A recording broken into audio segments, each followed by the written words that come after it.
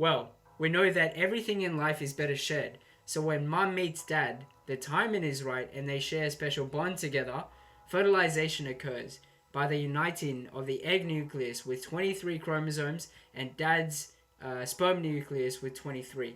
50-50 split, combining to make a zygote cell with overall 46 chromosomes. Now, what happens if someone contributes one chromosome too many? Say, dad contributes 23 and mum contributes 24. Is that possible? Yes, and it's the basis of one of the most common chromosomal disorders called Down syndrome. Specifically, they have an extra chromosome 21. So instead of having 2, they have 3, and that's why Down syndrome is commonly known as trisomy 21. What should normally happen during the S phase is that we've equally replicated and split the chromosomes of the zygote cell, making 2 complete sets. But instead what happens during a non-disjunction is that if the homologous pair of chromosomes fail to split apart, then in meiosis 1, 2 gametes will be left with an extra chromosome and 2 will be left short with only 22 chromosomes.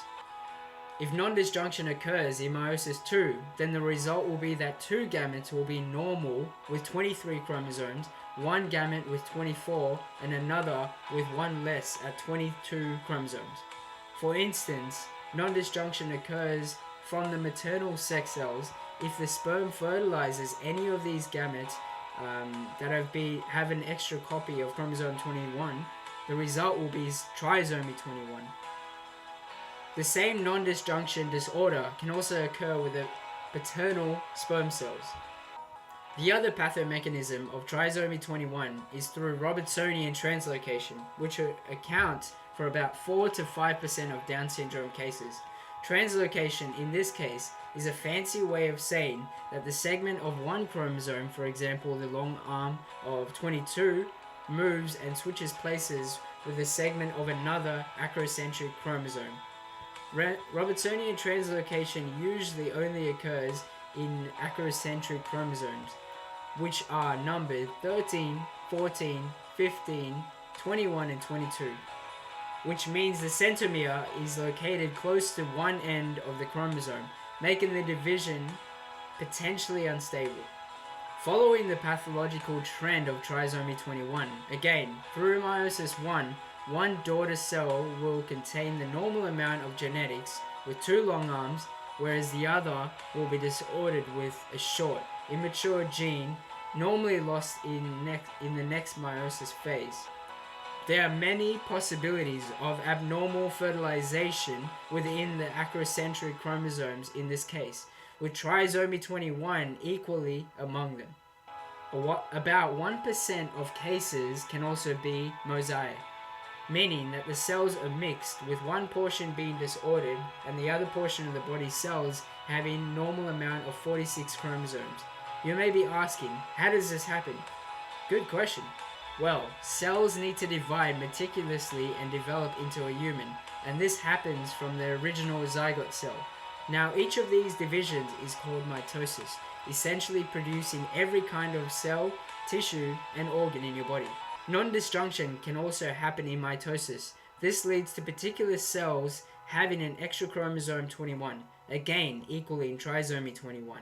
On the other hand, the cells which only end up with 45 chromosomes will not survive. Normally, the severity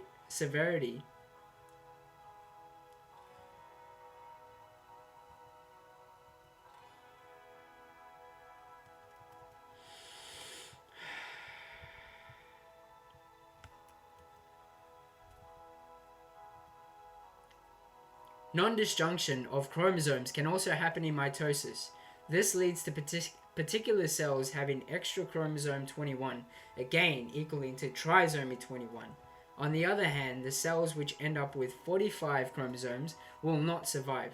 Some of the common physical characteristics of 21 chromosome overexpression are small hypoplastic ears, epicanthal folds of the eyes, flattened facial profile, oblique palpebral features, and body structure hypertonia, simian palm crease, which is a single palm crease, and usually complicated by sight and hearing deficiencies. Common organ dysfunctions can be septal defects of the heart chambers, duodenal atresia. Sufferers are 10 to 20 times more likely of the risk of acute megakaryoblast leukemia. 80% moderate to severe mental retardation is related to trisomy 21, increasing and enhancing the risk of Alzheimer's disease. They also suffer from reproductive sterility. Though there is no cure for Down syndrome, due to the advancement in medical intervention, majority of Down syndrome patients can live productive, fulfilled lives. They tend to have shy, fun-loving, kind natures, be content with simple things, creative, joyful, loyal, and live well into adulthood. Major known risk factors of trisomy 21 is heightened conception and maternal age of the mother.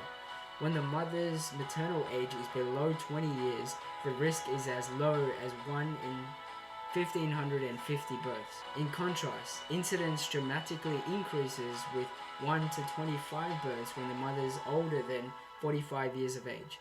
Biomedical reasons would be that the egg structure and integrity begins to deteriorate. Weight, diabetic status, gestational age, and race also play a big factor.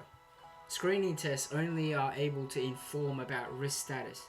First trimester combined test up to 11 to 14 weeks, and quadruple blood screening tests up to 14 to 20 weeks. Blood protein markers are measured with fetal alpha fetoprotein and unconjugated estriol and associated plasma protein PAP-A average lower in unaffected pregnancy. In combination, HCG and inhibit A markers typically are elevated compared to unaffected pregnancy. Followed by positive screening, diagnostic methods are able to confirm fetus with Down syndrome or not, but each carries various degrees of risk to enforce spontaneous miscarriage.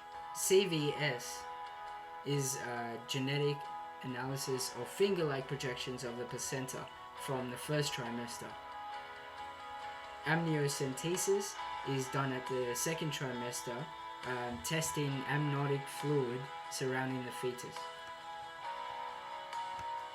And pericutaneous umbilicus blood sampling is the greatest risk of miscarriage.